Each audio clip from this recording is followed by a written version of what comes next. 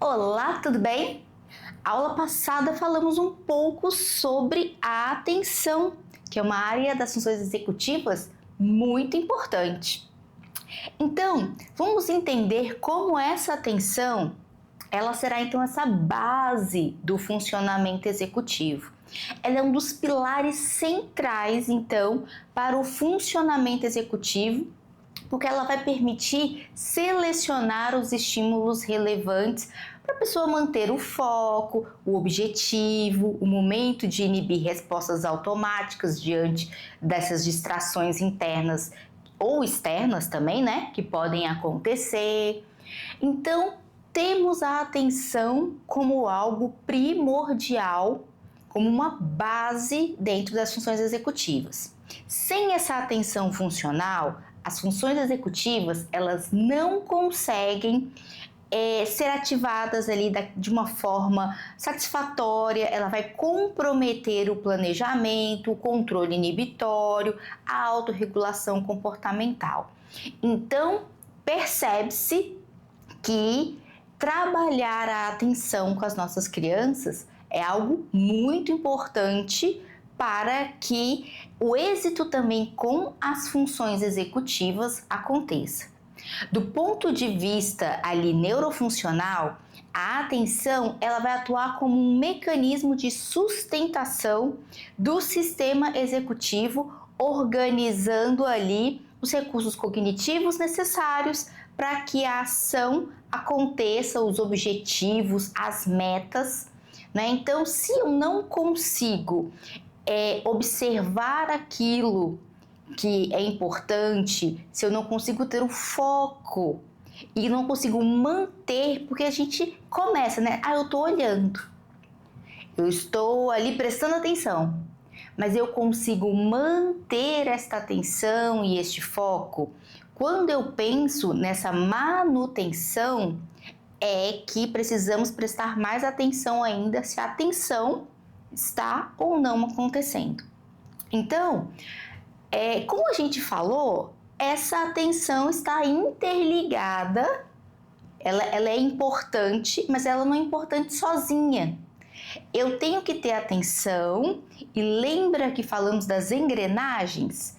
Então, quando falo da atenção, ela é uma base. E qual é a relação, por exemplo, dela junto ao controle inibitório, por exemplo? Elas são processos que estão ali diretamente relacionados. Para eu conseguir inibir uma resposta, quando a gente pensa na criança, ela precisa direcionar a atenção, a regra, aquilo que foi dito. Então, quando a gente pensa em controle inibitório, como que eu vou inibir distrações se eu não estou conseguindo nem me focar?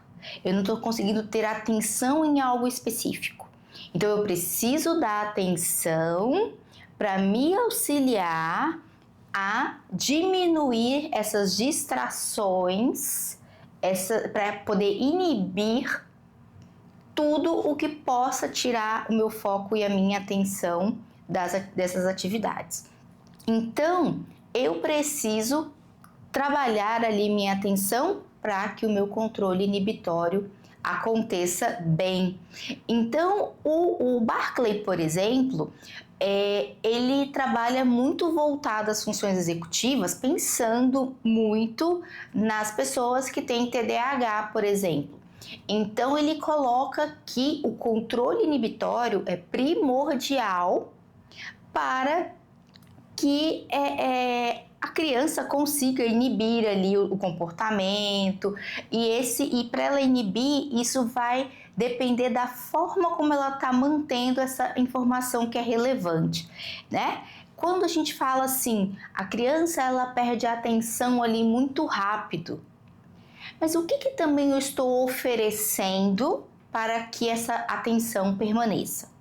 Por exemplo, quando a gente oferece o Lego, uma das perguntas que os pais me fazem, que os alunos me fazem se todo mundo gosta de Lego? E se a criança não gostar de Lego? Como que você vai fazer? Porque você vai trabalhar a função executiva utilizando o Lego. Mas e se ela não gostar de Lego? Como que você vai chamar a atenção dela para que ela faça as construções? Lembra quando nós falamos que eu preciso utilizar as habilidades para trabalhar aquilo que a criança tem dificuldade?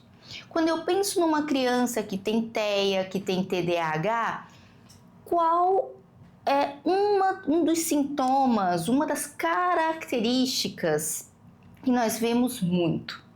O hiperfoco. Então, eu tenho, por exemplo, criança que chegou aqui, não é nem que gostasse ou não do Lego, mas às vezes não tinha aquela prática, não manuseava, tem pais que nunca nem compraram, então às vezes não tinha interesse por às vezes nem conhecer.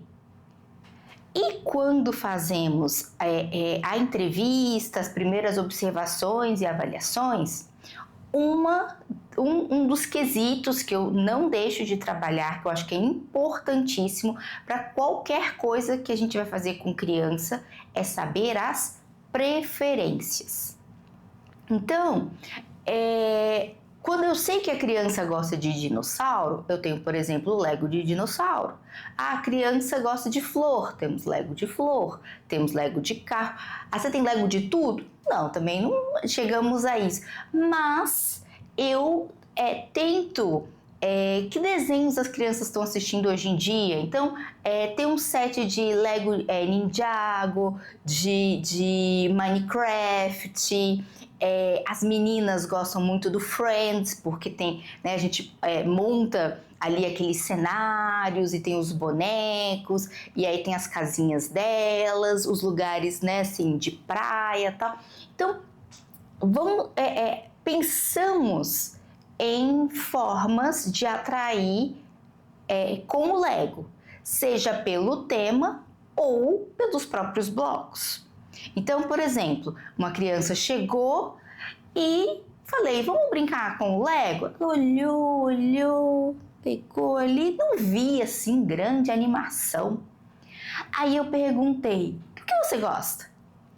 Eu gosto de animais, principalmente aqueles que vivem naquelas florestas, aqueles animais grandes que você vê nos filmes, né? As onças, elefante, leão. Aí será que dá para fazer esses bichos, esses animais com Lego?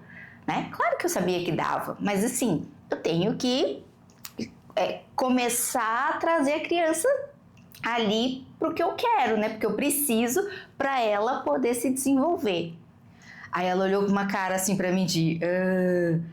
você nunca ouviu dizer que dá para fazer tudo com Lego? Qualquer coisa que você quiser dá para fazer com Lego, né? Mesmo que a criança não manuseie, mas ela ouve as pessoas falando, ela viu coisas com Lego, ela, né, já ouviu falar, ela sabe que ele existe e como que ele é, mesmo que ela não manipule. Aí eu falei assim, não acredito que vai dar pra gente fazer alguma coisa desses bichos grandes com Lego. Aí, né, na minha sala, ao meu lado, eu tenho aquelas caixas de estilo livre. E elas são divididas por cores. Como ela tinha falado de onça, de leão e tal, eu peguei a caixa que era amarela e laranja e falei assim, não, será que a gente consegue montar uma onça, um tigre? Aí ela, claro! Aí ela já foi pegando também a caixa e fomos olhando ali e pensando como é que montava as patas, se a gente queria botar a patinha para frente quando subia a perna. Fizemos ali a parte, né, do corpo, como que vamos fazer a cabeça, põe com a orelha para cima, como que ia ser o rabo, que peças ia utilizar, porque ia precisar de peça grande, peça pequena, peça triangular, e fomos fazendo. Quando foi na outra sessão, ela já chegou e perguntou assim, a gente vai fazer outros bichos hoje? Eu falei, podemos. E aí, enquanto eu converso, enquanto vamos trabalhando, e aí nisso já começamos o trabalho já voltado para as funções executivas. Que bicho vamos fazer hoje? Ai, a gente podia fazer uma girafa. Girafa. Então vamos desenhar uma girafa? Desenhamos a girafa para entender a composição, o formato. Que peças nós vamos precisar para montar a girafa? Não tem problema se faltar alguma, que depois a gente vai pegando, mas a gente precisa entender essa estrutura. E fomos pegando pecinhas mais fininhas para as pernas, para o pescoço, né? Pegamos peças marrom para colocar ali junto, né, com aquela cor mais amarelada que tem, tal.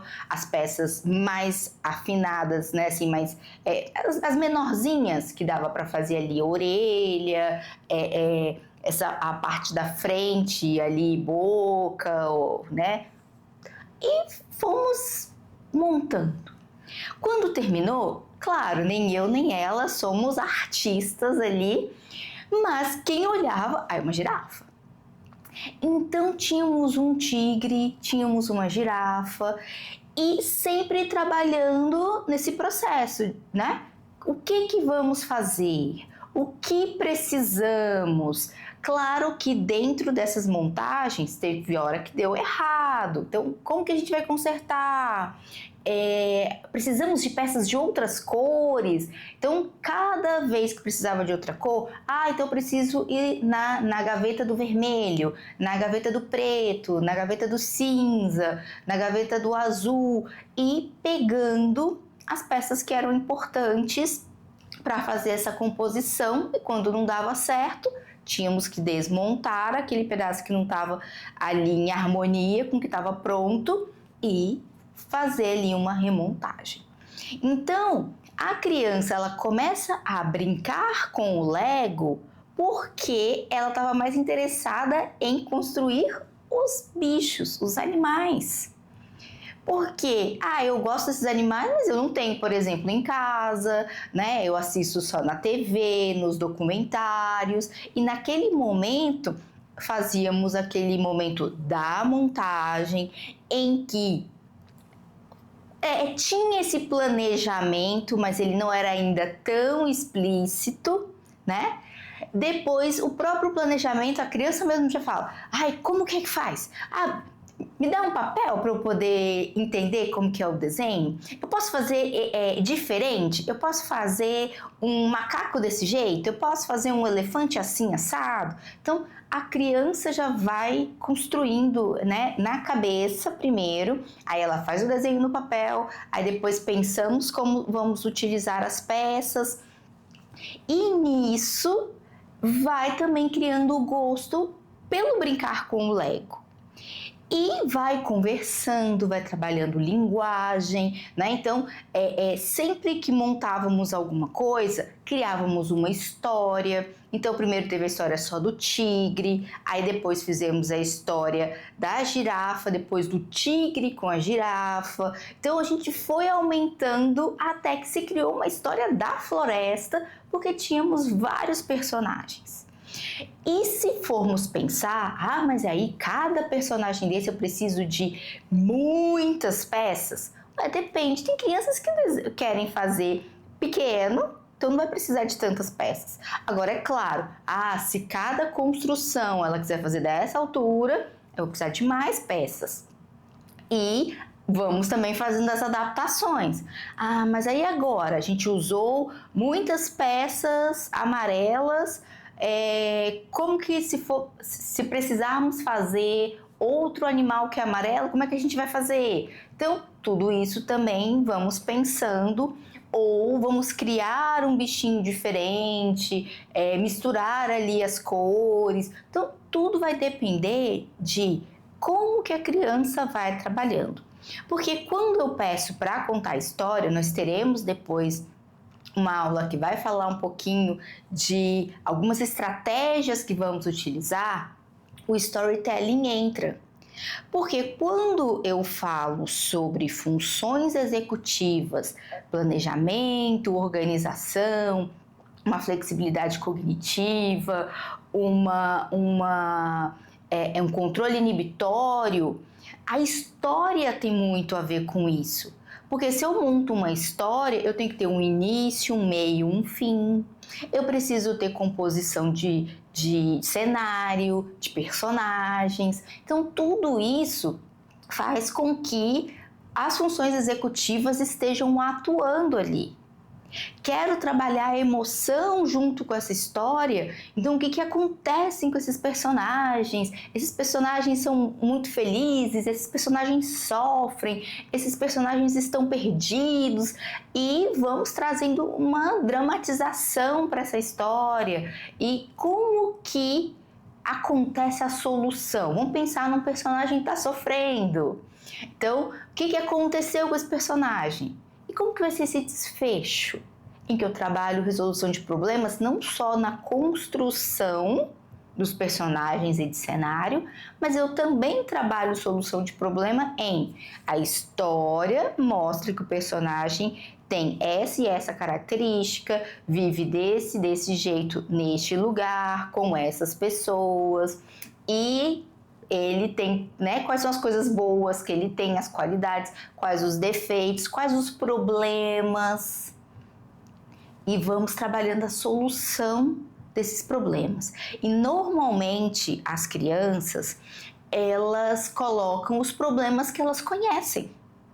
Então, criança que se sente rejeitada vai fazer uma história em que uma criança é rejeitada, ou então o contrário, uma criança que é muito protegida porque ela acha que se o tempo inteiro alguém tivesse ali com ela, seria diferente para ela. E aí vamos trabalhando isso. Ah, mas aí ela já tá falando como que é, então como que a gente vai trabalhar essa rejeição com a paciente? Opa, mas será que precisamos ser protegidos o tempo inteiro, 24 horas? E como que seria se ela lembra de alguém que vive assim, se ela conhece alguém que é assim, porque às vezes tem histórias que trazem muita perfeição, exatamente porque as crianças se sentem em locais muito imperfeitos. Então, de mostrar que essa perfeição também não existe, né? De como que as coisas vão acontecendo. Então, trabalhamos a parte das emoções, trabalhamos a parte das funções executivas, para pensar em como que eu vou trabalhar essa resolução aí de problemas. E aí, voltando então para a nossa atenção com o nosso controle inibitório, essa atenção, ela normalmente pode, se ela for instável, ela pode atrapalhar ali o controle inibitório e ele vai tender a falhar.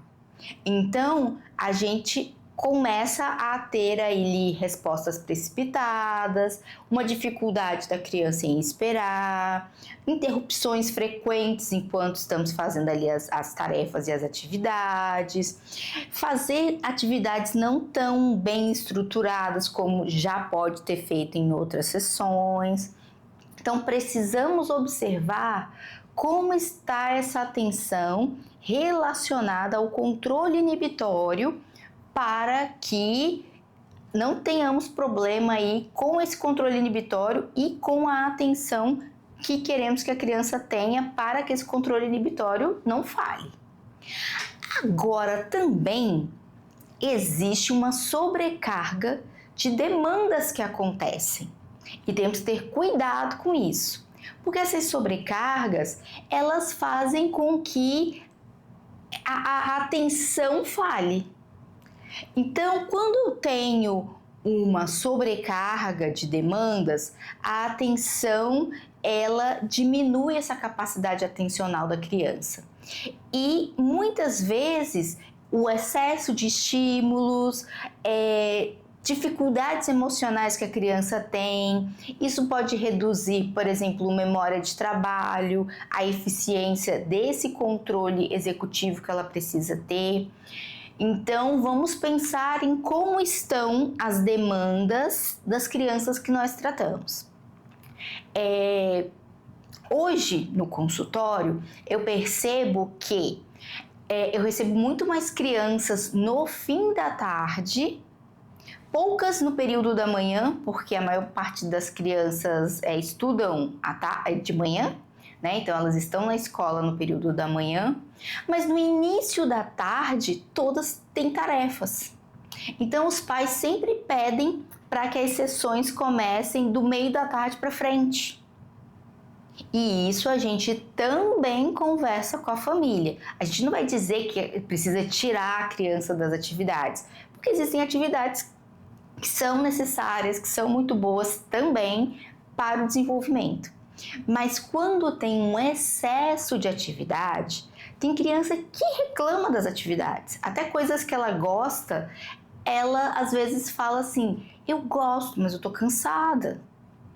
Então precisa, né? Nós precisamos também aliviar um pouco esse excesso de atividades que as crianças fazem no dia a dia, porque hoje eu ouço muitos pais falando que não pode ter tempo livre não, tem que fazer atividade. Aí precisa fazer língua, precisa fazer esporte, precisa aí faz o inglês, aí tem a escola, aí precisa... É tanta atividade que a própria criança fica exausta. E muitas vezes ela não tem uma produtividade, porque a partir do momento que ela cansar, não adianta se solicitar que ela faça, porque ela não vai dar conta. E aí começam a vir problemas em que na realidade não existiam problemas. De dizer que a criança não está conseguindo aprender, né? Porque chega uma hora que ela está tão cansada que essa atenção não está mais presente e qualquer outra coisa chama a atenção da criança porque ela não quer mais fazer aquilo. Então a gente começa a ter problema com a atenção, que dá problema no controle inibitório e, é claro, essa parte emocional também vai ser mexida. Então temos que ter contextos, né? Pensar assim, a gente tem que pensar em que contextos essa criança está vivendo. Porque eu tinha uma criança que vinha para a sessão por uma demanda X e agora, além da demanda X, os pais trazem que tem ali uma impulsividade, que está desistindo rápido das coisas, que tem uma irritabilidade, que tem um comportamento mais desorganizado. E temos que pensar em por que antes não tinha isso e agora está acontecendo. O que aconteceu dentro da rotina e do ambiente em que essa criança vive para que esses comportamentos estejam acontecendo. Então, normalmente, quando tem esses comportamentos e a gente vê que a criança tem uma demanda muito grande de atividades, normalmente ela está cansada e ela precisa, o corpo dela vai ter que mostrar de alguma forma, porque ela própria às vezes não sabe identificar isso. Eu estou fazendo muita coisa e eu estou cansada. Então ela começa a ficar irritada, ela começa a agir por impulsividade, começa as tarefas e não quer terminar, né? Porque na realidade ela quer se livrar das coisas. Então ela precisa utilizar esses comportamentos inadequados. E a atenção, então, temos que dar atenção a essa atenção que não está acontecendo, né? De que atividades estão sendo feitas e como elas estão sendo realizadas. Então essa sobrecarga aí cognitiva, ela é muito importante porque ela vai atrapalhar essas funções executivas, principalmente as que são relacionadas com a atenção. E quando eu também penso na atenção, eu tenho que colocar junto, né, mais uma outra engrenagem que está aí próximo a ela, que é a emoção e a motivação. A atenção, ela é fortemente modulada pela emoção e pela motivação. Mas quando eu falo que ela é fortemente modulada, isso pode trazer, quando tem cargas muito grandes, desorganizar a atenção da criança, reduzir aí o controle cognitivo, especialmente em crianças que ainda possuem uma imaturidade pré-frontal. Mas por outro lado, quando eu tenho também a motivação, existe um envolvimento lúdico, aumenta a sustentação dessa atenção, que favorece então as ativações dessas funções executivas. As atividades que são mediadas pelo brincar, né? Principalmente um brincar estruturado, e aí eu vou puxar a brasa para minha sardinha e vou falar atividades, né, do brincar com Lego, eles promovem então esse engajamento emocional positivo e, claro, uma autorregulação. Então, por isso que, vamos falar sobre funções executivas, elas são importantes? São muito importantes. Para a criança, trabalhar a função executiva com o brincar, com a ludoterapia, é muito importante? É muito importante. Então, já que eu vou utilizar o brincar, existe um material específico? Não necessariamente, mas se você é especialista, aí já fica diferente, porque você pensa, como esse material funciona? Como eu posso usar? E é isso que a gente está fazendo agora nesse curso. Como que toda vez que eu mexo com o Lego, que eu trabalho com o Lego, que eu crio, que é realizada uma construção com manual, com história, eu vejo que as crianças se desenvolvem. E em que áreas das funções executivas estão atuando ali para aquelas dificuldades que a criança tem. Então, isso nós vamos fazer, só que a gente primeiro precisa entender o que são essas funções executivas para entendermos como que o Lego vai atuar. Daqui a pouco, algumas aulinhas para frente, nós já iremos relacionar o Lego com essas funções executivas. Mas é claro, falamos agora então da relação aí da atenção, dela ser primordial dentro das funções executivas, mas existe uma outra função, uma outra área aí de função executiva que é muito importante também associarmos aí com outras funções, que é o controle inibitório, que nós falaremos na aula que vem.